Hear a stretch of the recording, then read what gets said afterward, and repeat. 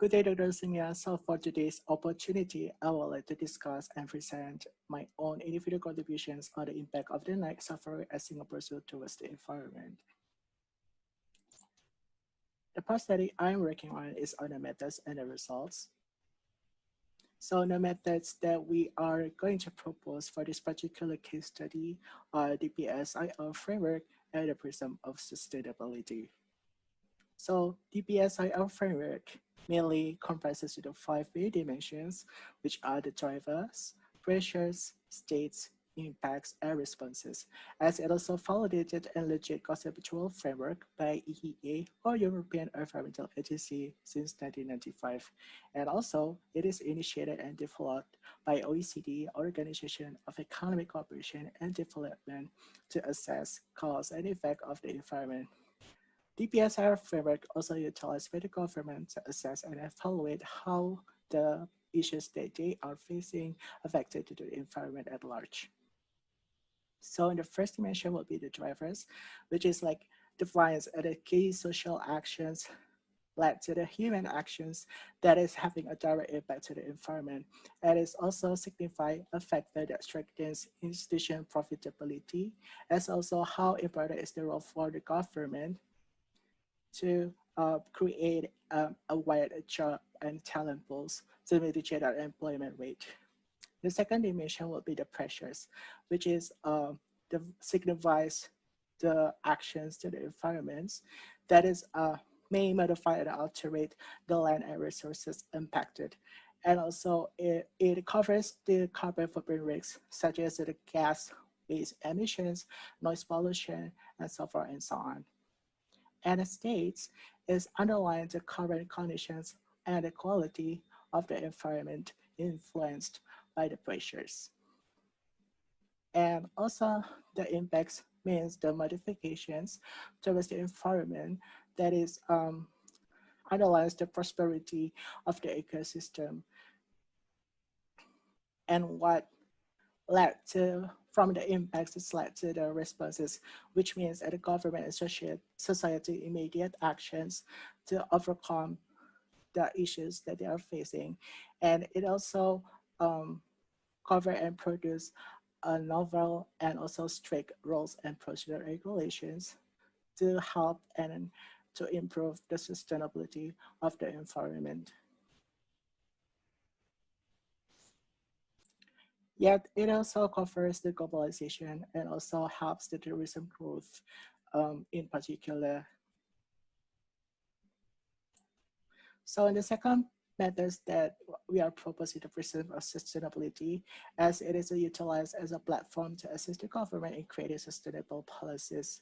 So according to Spencerberg, the four main dimensions that create this prism are the institutional dimension, social dimension, economic dimension, and environmental dimension.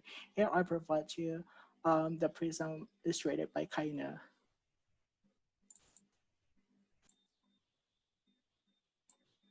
So the first dimension will be the institutional dimension, which mainly discusses how the government contribution in the decision making with the basis of the political science, and how do they control and evaluate to keep the sustainable environment at large.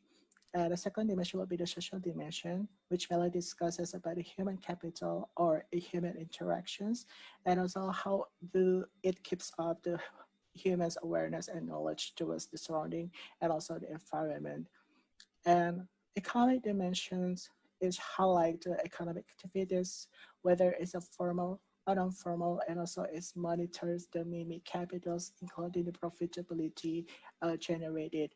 And also it helps the government and also the other dimension in terms of the financial assistance or financial aids. The environmental dimensions mainly discusses about the biogeological principles and also to explore the possible natural resources which comprises the renewable or non-renewable resources. The subsequent part for this presentation will be how is the result from the methods applied to the case study.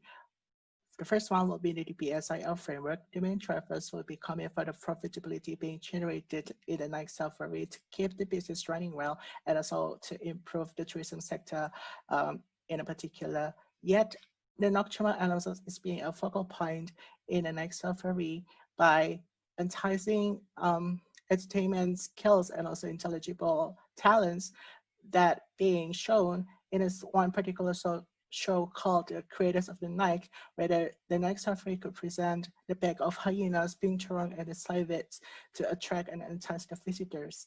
However, these examples of the drivers could lead into such a peer pressures, such as where the tram is being implemented, it could create a noise pollution, which could disturb animals' feelings of the security and comfort. Yet, some of these ignorant visitors could use the flash photography just to capture the animals' moments and stuff, which is could shifting this natural states behavior.